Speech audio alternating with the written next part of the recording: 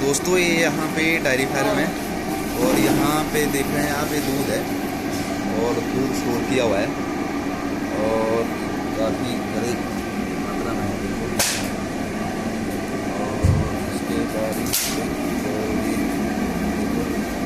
Jar करते हैं और यहाँ पे प्रोसेस चला हुआ है कि यहाँ पे पनीर बना रहे हैं।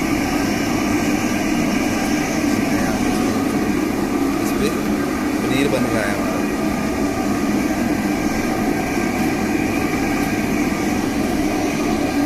मशीन है यहाँ पे जो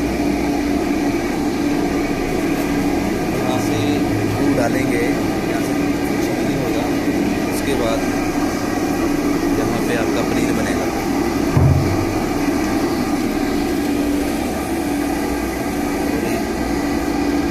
और ये दूसरी जो मलाई निकाली हो जाए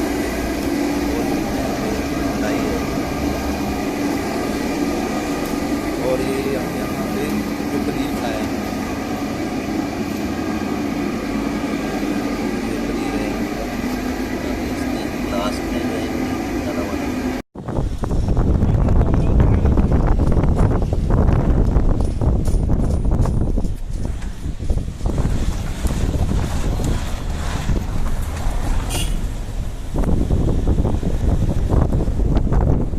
ब्यूटी ऑफ हिमाचल।